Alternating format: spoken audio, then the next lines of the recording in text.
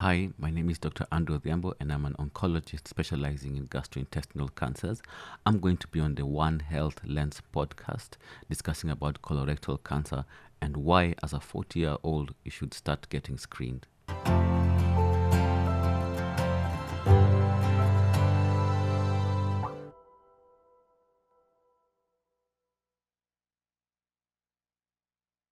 Hello, welcome to the One Health Lens podcast, the explained edition, where we talk about health and medical conditions. In studio today, I have, as always, an important guest. We'll be talking about colorectal cancers, right? I think he'll start by introducing himself. Thank you so much for having me. My name is Dr. Odhiambo. Yeah. I'm a medical oncologist practicing in Nairobi Hospital, and I also teach at the University of Nairobi. Thank you for having me. Absolutely. I mean, colorectal cancer, right? I mean, coming from a medical background, it's very easy for someone to say, obviously, it's cancer of the colon. But what is it really? So maybe to take you back a little bit, Yeah. the colon is an organ that is part of the digestive system that is towards the end, and its main purpose is to reabsorb water back into your body, and then that's what is later turned into feces, which comes out. So the last part of it is called the rectum, and the front part of it is called the colon. It's a huge organ. It's like an upside down letter U, and so it's important to know where it is and what it does. Now, Where is it on the body? it's Your tummy area? It's in the tummy area, but Yeah. below the stomach. Okay. As you go down. The colon is an interesting organ because when it falls sick, before you can know that something is wrong, it takes a long time. I tell people this repeatedly. Cancers of the colon and the rectum do not have any symptoms when it's early. None. Me and you could be sitting right here and we could have tumors in our colon and we don't know. When you start having pain, when you start having bleeding, when you start having constipation or difficulty in going to the toilet, that cancer is in stage 3 on the way to stage 4 as you don't know. Yeah. And therefore, going for screening is very, very important. Many people don't understand even what screening is. Exactly. Screening means you are feeling fine, okay? You are not sick, but you're going to hospital to try and find out whether something could be wrong. Once you're already sick, it's no longer called screening. We are trying to make a diagnosis. So if I don't have any tummy issues, I can go and tell the doctor I want to be screened for colorectal cancer. Then the doctor will have a chat with you, take your family history. If your family history is strong or you have a high risk, then they'll recommend for you to have what we call a colonoscopy, which is a test where the doctor goes through your behind with a small camera and looks inside to see if there's any abnormal growth, and if there is, then a sample is taken. If your risk is average, meaning you don't have any family history and it's just you're going just for purposes of good health, then the doctor might recommend a special stool test which can actually find small traces of DNA of red blood cells in case you have a cancer that's already bleeding in your colon. I mean, it's interesting because for the longest time we used to associate a lot of these cancers with advanced age, right? That it would be you're in your 50s, you're in your 60s, that's when you'd hear, someone has cancer, right? Especially anything to do with, stomach, colon, and whatnot, right? But recently you hear people in their 30s, in their 40s, right? Now have cancers like colorectal cancer, right? And you're saying right now that there's no, early symptom, yet at 30, some people have been diagnosed, right? So if you're to go back, what are the risk factors, right? Is it environmental? What are the risk factors? Yeah. So you made a very important observation. We did a study a few years back at Kenyatta National Hospital, and we found out that 40% of our patients with colorectal cancer are below the age of 50, and 75% of that population are below the age of 40. We've had patients as young as 18, 20, 24, yes, 18, with 24. colorectal cancer. So we are beginning to find out, do we have the same risk factors as the 60-year-old American or Caucasian living in the Western world? We're even trying to find out, is it something we were exposed to as we were growing up? Is it something our mothers were exposed to when we were in the womb? The answers are not fully there, but research is really moving quickly to try and find out what's the reason. But it's boiling down to, in the medical world we call it gut microbiome, but for a layman to understand, the colon, inside the colon there are many types of bacteria, good ones and bad ones, and they stay in a sort of a balance, and that's what keeps you healthy. So anything that interferes with that balance of the good and the bad bacteria could potentially be predisposing people to very early colon cancer. If you add that with harmful use of alcohol, cigarette smoking, obesity, sedentary lifestyle, then everything piles up on itself, and then the cancers become very common. Is it something we were exposed to in high school? Is it the food we are eating? We really don't know all these answers, but definitely the risk factors are very different from colorectal cancer in the elderly population. Okay, and so then if you were to say this 18, 24-year-old who potentially has cancer has presented, right? By the time they're presenting, they're coming in and they're saying, what are they saying, right? Because they've already said they'll come in probably at stage 3. What the cases you tend to see, what would be the first symptoms, or what will be their journey? Very good question as well. So the colon and the rectum, it might be one organ, but we are now understanding that it could potentially be even 3 different organs. The colon has the right side and the left side, and then there's the rectum down at the bottom. So right-sided tumors, before you really get sick and know what's wrong, the cancer will be long gone, because the tumors could grow and grow and grow, and because there's a lot of space in the abdomen, unless your tumor blocks the flow of intestinal contents, then you'll never know what's wrong. So most patients actually come when the cancer has already jumped out into the liver, and their liver is swollen, or their lungs are having nodules and they are coughing, or they come to hospital with very low levels of blood because they're losing blood over a long time. Now, cancers on the left side and the rectum, we probably tend to catch them earlier, and that's why they are more common, because they bleed. So you'll go to the toilet and you'll find that your stool has blood. That's something very hard for somebody to ignore. So if you're health conscious, then you will come to hospital, and maybe we could find it in stage 2 or 3. But those would be the main symptoms. For the left side, it's normally constipation, difficulty in passing stool, and bleeding. Sometimes the bleeding could be together with stool, or just pure blood. You just go to the toilet and you find blood. It's just red. It's very bright red. It's very scary. So usually patients come to hospital. But the right side, it's very, unless you are going for a test because of something else. Sometimes we get people who they've been in a road traffic accident, and then as part of the test that they're doing, the doctor asks for a CT scan, and then they find, oh, you have a tumor, that you never really knew about. Okay, and so then beyond the blood, and you've even said constipation, most people will have constipation. At what point is it serious? So for any cancer of the digestive system, there will always be a masquerader. Okay, so amoeba can cause constipation.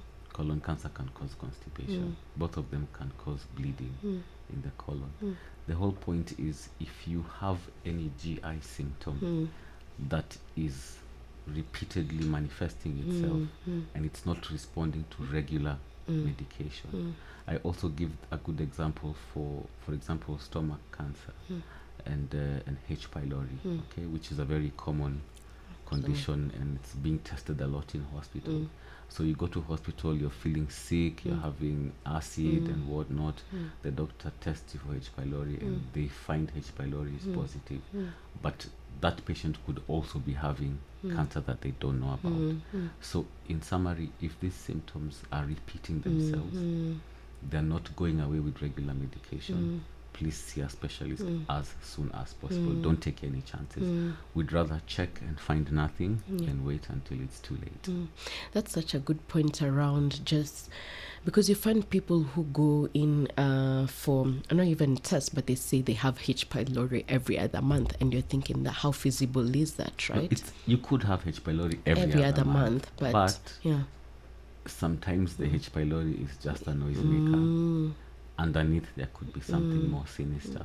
Of course, everybody doesn't want to have cancer. Even doctors don't wish cancer upon their patients. So we can't test everybody with H. pylori for cancer, but it's up to the individual to examine themselves. If you've taken H. pylori medication for 3 months and nothing's happening, you're losing weight, pain is increasing, just go see a specialist, have the endoscopy test. You could actually have cancer. Okay, and so in terms of just the test, then what are the tests? I know you've mentioned colonoscopy. What are the tests? So I've come in, I've presented with all this. What would be the test? If let's say, let's use the typical journey of maybe somebody with a rectal cancer. Okay, you've had bleeding. Okay, it's been on for 2 months. You went to the doctor. They did the colonoscopy test and they found a tumor. So the doctors would take a small specimen from the tumor. It's taken to the lab, and then the lab guys are the ones who will look at the cells and say you have cancer. Once that is done, then we want to know what stage is it. So we'll send you for scans, and there are many types of scans: CT scans, MRIs, even PET scan. So once the scans have been done, then we'll know the stage. Is it stage 1, 2, 3, or 4? So let's assume maybe it's stage 3, for example. Then we'll do other tests as part of preparation for treatment.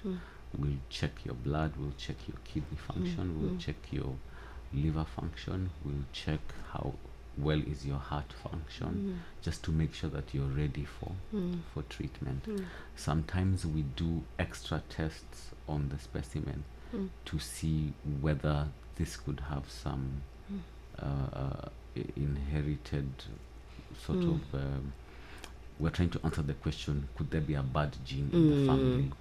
Or we can also do extra tests to find out whether you can qualify for some of the more advanced treatments like immunotherapy. There's lots of tests we can do, but those would be the basic ones to help us to know how to start the treatment journey. Okay, then what's the treatment journey? So it's there's no one shoe that fits all. Yeah. Especially for rectal cancer, it can be quite complicated. But for purposes of understanding, like for the earlier part of the colon, which is not at the bottom, it's usually fairly straightforward. Once we find the cancer, usually we begin with surgery. So the colorectal surgeons would remove the area that is affected, and most people fear surgery, but actually when the surgeon is inside, they are not touching even the cancer itself. They are cutting around it, so we don't even interfere, poke. Because people say, you touch my cancer, it will spread. We are not touching your cancer at all. Cancer surgery, we cut around it. Okay, we take it out intact. It's only the pathologist who will open up the tumor for the first time when the tumor is outside your body in the lab. Once those results are out, they will determine whether you will require chemotherapy, for example, to reduce the chances of a recurrence. And if you do need chemotherapy, then we'll take you through the chemo for about 6 months.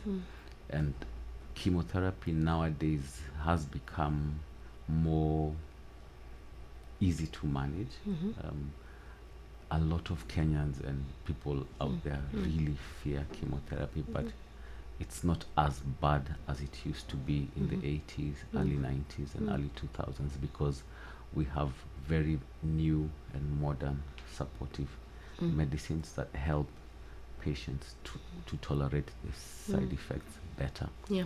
So once you're done with chemo, then you'll be on a surveillance plan to check to make sure that the cancer isn't coming back. Yeah. In case it comes back, then we'll know what to do at that point. For cancers of the rectum, it may follow a similar pattern, but we also rely heavily on radiotherapy because it's down at the bottom, just behind the cervix and so on. So we use chemotherapy, radiotherapy, and then finally the patient can have surgery, and there are different types of surgery. So normally making these decisions is not easy. We normally sit down a group of doctors, the oncologists, the surgeons, the radiologists, and just a team. We call it a multidisciplinary team. So we always sit down as a team and discuss a patient's treatment plan comprehensively, so that the decision for treating this cancer patient is not from one person, but from a team of individuals, so that the patient's best interests are kept at the center of care.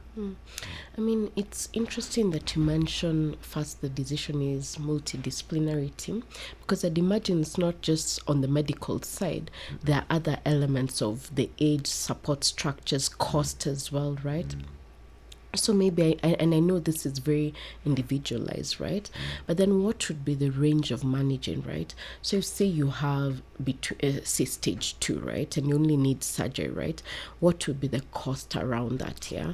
If you now add on the different, what would be the cost? Cost of care is always a big discussion. I'm not the surgeon, but I just give you an average. So obviously it depends first, are you having surgery in a public institution or a private institution? For public institutions, it's usually covered by the National Health Insurance Fund, but I think total cost of surgery, cost of stay in hospital and everything probably would not exceed 100,000, maybe could be much less than that. In a private institution, it's definitely much higher than that, and sometimes could even exceed 500,000 shillings. Are we doing the old open method where we cut a big cut in the middle of the abdomen, or are we doing the minimally invasive surgery, which we call keyhole surgery, which we now do for colon and rectal tumors, where you have a smaller scar? So because that involves more technology and more skills, definitely it will be costed higher. And obviously it also depends on complications. Will you have complications or not? How long will you stay in hospital? How fast will you recover? So that we factor in all those things. So then if you have to undergo chemo and radio, it's also quite varied. It's very hard to pinpoint because, for example, chemotherapy will be determined by your weight and height. So somebody who's 90 kilos, 6 feet tall, probably will have double the cost of somebody who's 50 kilos and 4.5 feet tall. Radiotherapy costs are fairly standard. Most institutions will charge between 5 to 10,000 shillings per fraction of radiotherapy, and most patients would require 25 to 30 fractions of radiotherapy for that treatment. So you're looking at about between 250, 300,000. Chemotherapy might cost around the same in private hospitals, but again it really varies with the dose that an individual is getting. So then what happens, because And maybe a different way to look at it is some of the cases you've seen, right? People who do, say, survive, right?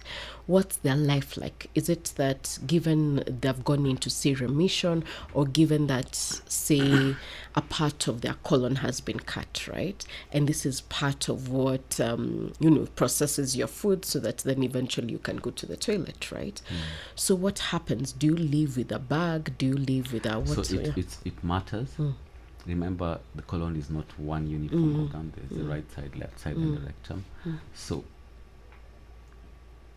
surgery to the colon, usually after that, if you recover well, there's hardly any difference one would experience, unless the doctors took out a very large section. We do have patients with, we call it adenomatous polyposis. So they have many hundreds of polyps in their colon, and we've had a few cases where we've had to take out the entire colon. So that's very different. But if we're just taking out one section of the colon and stitch back the rest, then you'll not notice any difference, to be honest, unless maybe the part that we've removed is responsible for vitamin absorption.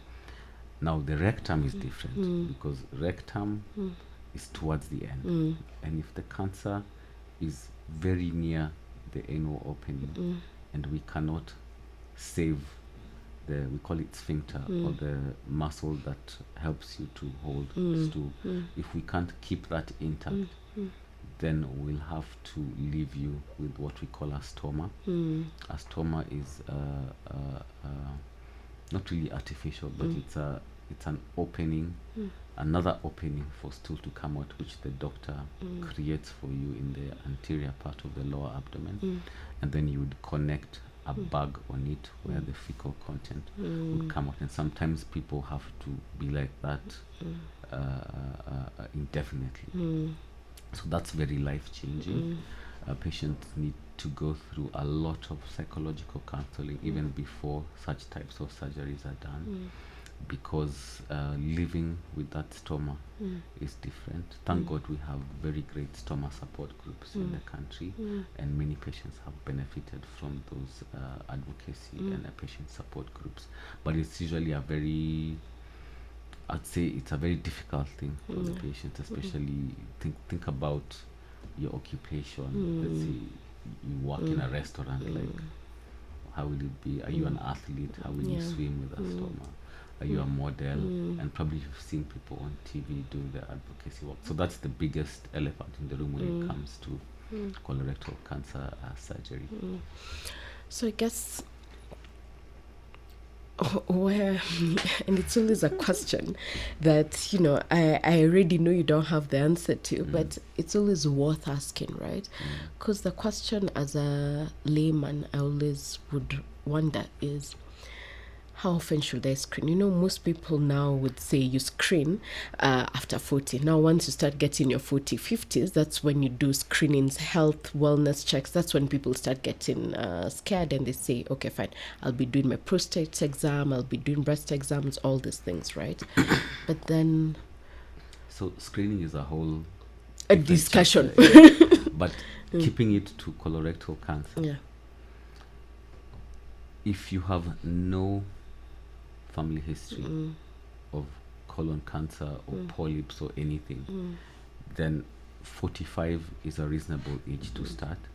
That figure might come lower as we continue to collect more data. Yes. But definitely in the West, they are pushing for a much lower age.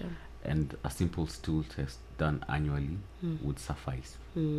If you already have a family history, let's say your big brother was diagnosed with colon cancer, his age at diagnosis determines when you start screening. Yes. If he was diagnosed at the age of 40, then you take 40 minus 10, and then you start doing a colonoscopy at the age of 30. How frequently will you do it? Your specialist will advise depending on what they find. If they find nothing, they might tell you to come back in 5 years or even 10. If they find a polyp, the type of polyp will determine how soon you'll come back. There are some bad polyps that will make the doctor tell you to come back in 6 months or a year for another colonoscopy. So it's dependent on what we find. But definitely, if you have a first degree relative who has been diagnosed with colon cancer, then you take their age, you minus 10, and you start screening. Obviously, if they're over 50, then you can start at 40. Okay. I mean, it's not an easy discussion, cancer, and I know we'll be having more of this discussion. For now, thank you. You're most welcome. Thanks for having me. Absolutely. And thank you for joining us on the One Health Lens podcast Explained. Join us next time.